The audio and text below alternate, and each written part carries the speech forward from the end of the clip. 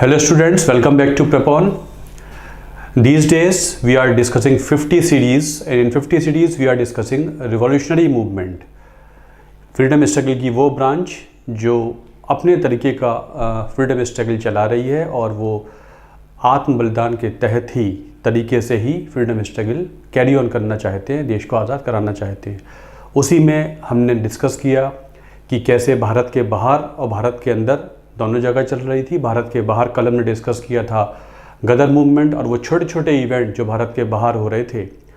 आगे चलकर आई told you कि Udham Singh he killed Michael O'Dwyer and took the revenge of Jallianwala Bagh. उसके बाद जो सबसे बड़ा मूवमेंट बाहर होता है that was formation of Indian National Army. तो आज डिस्कस करते हैं Indian National Army. So in 1942 this INA came into being. Second world war शुरू हो गई थी और सेकेंड वर्ल्ड वॉर में Japan had started capturing more and more areas in the south East Asia. वहाँ पर ब्रिटिश फोर्सेस जापानियों से लड़ाई कर रही हैं as a part of second world war in the eastern theatre of war. जब Japan ने वहाँ पर कैप्चर करना शुरू कर दिया है सारे एरियाज, ब्रिटिश की डिफीट हुई है वहाँ पर, तो वहीं के जो डेवलपमेंट हैं उन्हीं में there was formation of Indian National Army in 1942।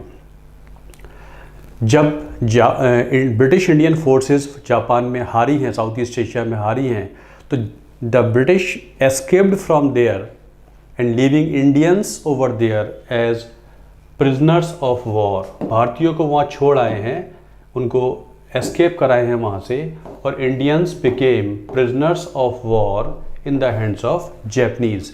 जापानियों ने उनको प्रिजनर्स ऑफ वॉर बना लिया है। उन्हीं में एक हुआ करते हैं कैप्टन मोहन सिंह। तो जैपनीज़ फोर्सेस के जो आर्मी के लोग हैं वो कैप्टन मोहन सिंह से मिलते हैं और फिर वहाँ पर फैसला होता है कि एक आर्म्ड कंटिजेंट, ये जो प्रिजनर्स ऑफ वॉर हैं जो इंडियंस हैं, ये हैंड ओवर कर दिए जाते हैं कैप्टन मोहन सिंह को। इस तरीके से 1941-42 में 42 में actually captain Mohan Singh led the foundation of Indian National Army. इससे पहले क्या हुआ था, Ras Bihari Bose had escaped to Japan in 1915। मैंने आपको बताया था जो गदर मूवमेंट के लीडर्स लौट के आए थे उनको लीड करने की वो कोशिश करते हैं, but defence of India act 1915 के तहत उनको पकड़ने की बात चल रही है। He escaped from India and lived in Japan in Tokyo. वो वहाँ पर काम करते आ रहे हैं और रास बिहारी बोस ने एक आधार सा बना दिया है इंडियंस का वहाँ पर। तो डायरेक्टली तो नहीं but indirectly he was part of this मुहिम जो चल रही है वहाँ पर। इस तरीके से INA बन जाती है by captain Mohan Singh who was one of the officers of Indian Army who were captured by the Japanese. तो बन जाती है इंडियन नेशनल आर्मी 1942 में। ये पहला फेज इसका है। Captain Mohan Singh wanted to work with Japanese as a you can say allied force, but जापानी जो है भारतीयों को एक ऑक्सिलरी फोर्स से ज़्यादा नहीं चाहते थे। वो 2000 सोल्जर से ज़्यादा INA नहीं चाहते थे, बट कैप्टन मोहन सिंह लगभग 45,000 लोगों की INA क्रिएट करना चाहते थे। They wanted to work along with Japanese not as a subsidiary force. तो दिसंबर 1942 तक आते आते कैप्टन मोहन सिंह और जापानियों के बीच में डिफरेंसेस होने लगे थे, इसलिए ये डिसमेंटल हो जाती है और captain Mohan Singh was even arrested. उनको अरेस्ट भी कर लिया जाता है अलॉन्ग विद निरंजन सिंह गिल। तो ये पहला फेज था जो टेक ऑफ ठीक से कर ही नहीं पाया और रुक जाता है। उधर जापानी जानते हैं कि कैप्टन मोहन सिंह के ज़रिए उन्होंने सुना है कि the only person who can lead INA very well was Subhash Chandra Bose. तो फिर जापान जर्मनी एक तरफ से लड़ रहे थे, तो फिर जापानियों का संपर्क होता है जर्मनी से, and this way Subhash Chandra Bose was called to South East Asia with the help of Japan and Germany submarines. वहाँ से उधर हिटलर से बात नहीं बन पा रही थी, तो Subhash Bose now wanted to take over the control of INA, hence started the second phase of INA। Rash Bihari Bose के बारे में आपको मैं अदरवाइज बता चुका हूँ कि उनका फ्रीडम स्ट्रगल में क्या योगदान था। हार्डिंग बॉम्ब केस से लेकर 1915 जो गदर मूवमेंट था, फिर वो जापान में रहते हैं और he played a very very important role. The first phase of INA could not take off, then Subhash Chandra Bose के वहाँ से चलते हैं। जर्मन सबमरीन होती है U बोट, बहुत डेंजरस होती थी। यू बोट का सफ़र जो होता है वो सक्सेसफुल नहीं था, जान जाने का चांस ज़्यादा होता था उसमें। Still Subhash Bose took you can say risk. He came to Madagascar. Madagascar तक तो वो जर्मन सबमरीन में आते हैं, मेडागास्कर में वो जापानियों के सबमरीन में ट्रांसफ़र हो जाते हैं। वहाँ से लाए जाते हैं सुमात्रा। सुमात्रा से he went to Tokyo, by air Tokyo जाते हैं। वहाँ पर फिर सारी जापानियों से बात होती है, जापानीज़ पीएम से मिलते हैं और फिर रीस्टार्ट करने का सेकंड फेज़ आईएनए का शुरू हो जाता है। इसके बारे में सुभाष चंद्र बोस के बारे में एक सेपरेट वीडियो मैंने बनाया हुआ है, उसका लिंक मैं आपको दे दूंगा यहाँ पर, आप वहाँ उसे देख सकते हैं। It will help you a lot. तो meanwhile Subhash Chandra Bose then restarted INA, command इसका ले लेते हैं वो, और बहुत सारी ब्रिगेड बनाते हैं। आईएनए की ब्रिगेड बनती हैं, Gandhi brigade, Nehru brigade, Azad brigade and Subhash brigade. ये कंटिंजेंट बना रहे हैं, वो रीस्टार्ट करने लगते हैं। एक Rani Jhansi regiment all women contingent भी बनाया था। फ्री इंडिया और Azad Hind and Indian provisional government was established at Singapore. Singapore में वो एक आज़ाद भारत की अस्थाई सरकार की स्थापना करते हैं। Had its own currency, code, civil code and postage stamp. बाकायदा एक सरकार जैसा सिस्टम चल रहा है, headed by Bose. After its formation INA Azad Hind government बनती है, जिसके हेड बोस हैं। और ये जो आज़ाद हिंद फौज है, गवर्नमेंट भी जो बनती है, प्रोविजनल गवर्नमेंट, इसे जो एक्सेस पावर्स हैं वो सब रिकग्नाइज कर लेती है कि यही भारत की सरकार है। मीनवाइल जब सुभाष बोस आ जाते हैं साउथ ईस्ट एशिया में, तो जापानियों ने साउथ ईस्ट एशिया पूरा कैप्चर कर लिया था। इधर बर्मा तक कैप्चर कर चुके हैं, साउथ ईस्ट चाइना उनके पास हुआ ही करता था। तो उन्होंने जो अंडमान निकोबार आइलैंड्स हैं ये भी कैप्चर कर लिए थे। ये वो बोस को हैंड ओवर कर देते हैं और बोस ने उनका नाम रख दिया है Shaheed and Swaraj. They were then called Shaheed and Swaraj.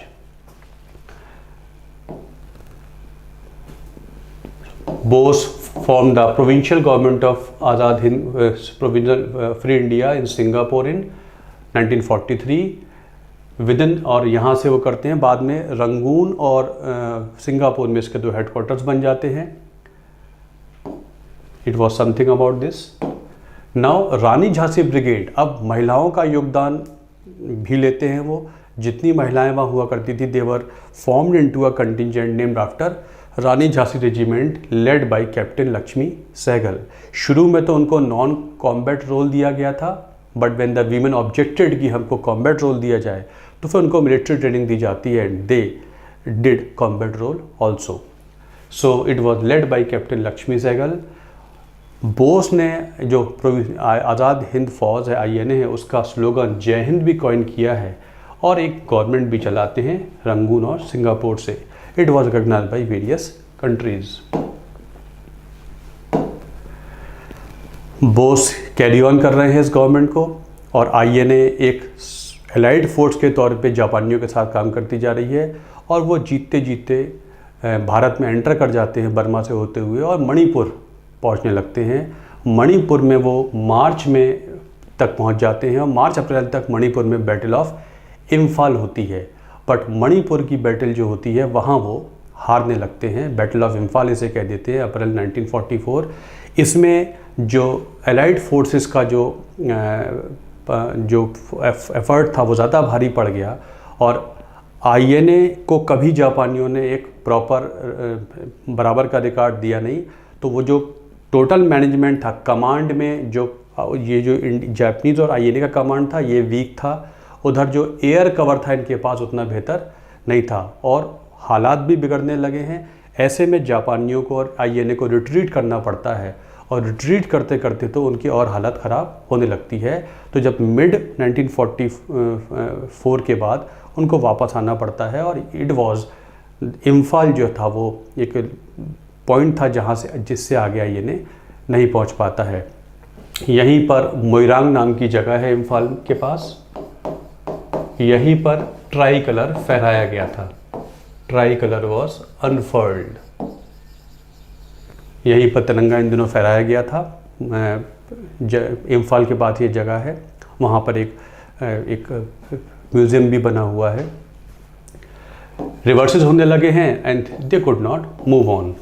यहीं पर फिर ये होता है कि जब ये रिवर्सेस होते हैं, Subhash Bose wanted to take help of Soviet Russia, तो यहाँ से वो जापान उनको रेडी है हेल्प करने के लिए, जापान उनको चाइना मंचूरिया तक पहुँचा सकता है, उसके आगे बोस सोवियत रशिया पहुँचेंगे।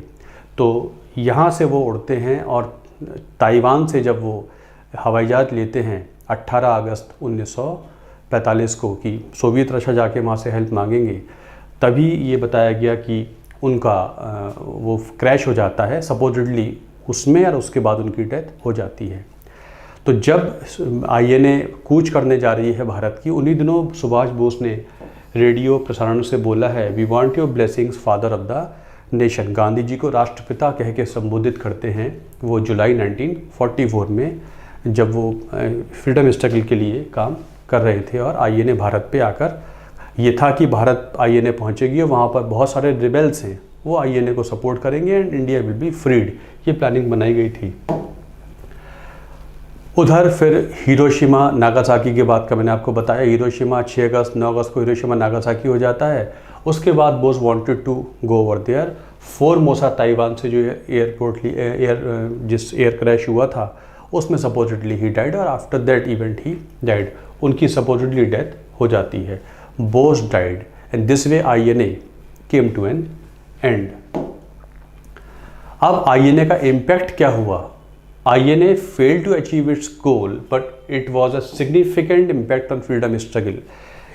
It showed that Indians outside India are also so eager to have independence that they are giving their own kind of effort. इसका impact रहा, और आगे चल के जब ये INA trials चलेंगे तो Indians could show कि वो कितना support कर रहे हैं INA के effort को, तो एक impact आया। It became clear to the British that they could no longer count on the loyalty of Indian soldiers. वो जो ब्रिटिश इंडियन आर्मी के पार्ट थे जिनको जापानियों ने हरा दिया था और उनको PWs बना दिया गया था, वही तो आईएनए बन गए थे। इसका मतलब है ओबियसली लॉजिकल बात है, इंडियन सोल्जर्स की लॉयल्टी वो समझ रहे हैं कि इस तरीके के इवेंट हो रहे हैं, तो हम अब इंडियन सोल्जर्स की लॉयल्टी पे काउंट अपॉन नहीं कर सकते। ये भी आईएनए के इवेंट से उन्हें पता लग गया है। The struggle of INA demonstrated that those who fought N armed struggle against the British were not at all affected by communal division. INA was not working on communal lines. सभी धर्मों के लोग, इवन वीमेन, तो कोई division जैसी कोई चीज़ उसमें नहीं दिखी थी। So it also showed that in the if need is there then all Indians can combine together to gain independence. ये भी आईएनए का जो कैरेक्टर था वो बिल्कुल नॉन कम्युनल था। The action of Rani Jhansi regiment could show that if need is there, women can come forward and could wage a war if required. मतलब महिलाएं भी भारत की कम नहीं हैं, आगे बढ़ के आ सकती हैं और वॉर में पार्टिसिपेट कर सकती हैं। Rani Jhansi regiment could show it. INA also demonstrated that the enthusiasm and concerns of the overseas Indians for the freedom of their motherland, जो मैंने शुरू में बताया, तो ये INA के इम्पैक्ट रहे कि कोई डिविजन्स नहीं है, भारत के बाहर लोग उतने ही चिंता कर रहे हैं भारत की आज़ादी की, वो फंड भी दे रहे हैं, पैसा भी दे रहे हैं, सोल्जर्स भी बन रहे हैं, महिलाएं भी आगे बढ़ के आ रही हैं, और भारत से बाहर एक सरकार भी चल सकती है और एक बहुत बड़ा अभियान चला सकती है, देशों का सपोर्ट ले सकती है भारत को आज़ाद कराने का। ये इम्पैक्ट रहा आईएनए का फ्रीडम स्ट्रगल पर।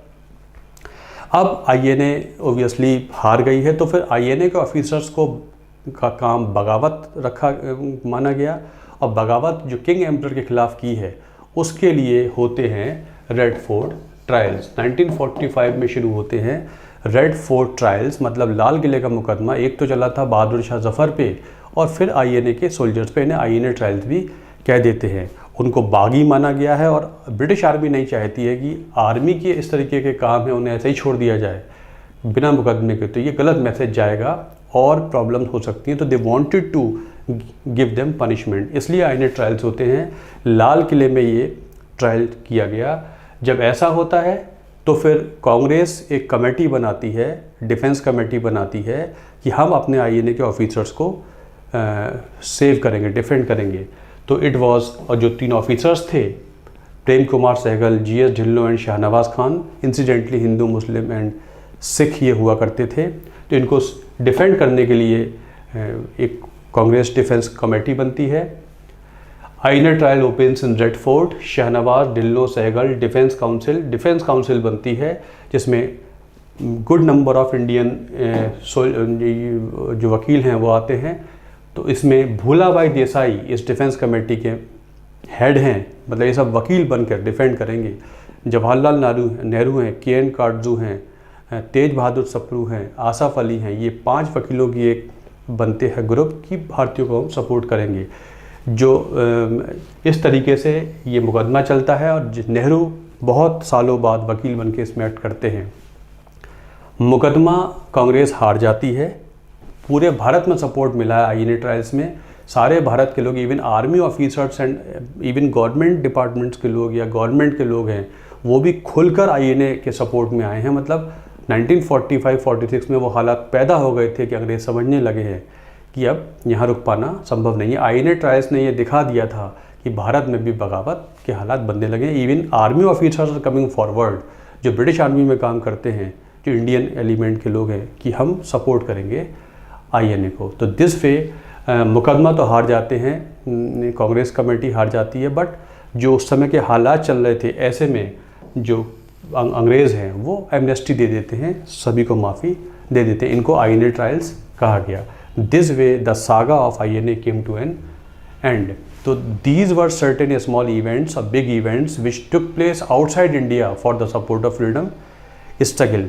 तो फ्रीडम स्ट्रगल आउटसाइड इंडिया हमने डिस्कस की in the form of revolutionary movement right from 1897 Chapekar बंधु से लेकर आईएनए। ये वो सारे इंपॉर्टेंट इवेंट्स थे जो फ्रीडम स्ट्रगल का पार्ट थे और बाहर हुआ और रिवॉल्यूशनरी नेचर के हुआ करते थे। So this way we complete this the revolutionary movement as a part of freedom struggle in India, outside India, small events and big events. This was this. So thanks a lot for watching this video. Thank you.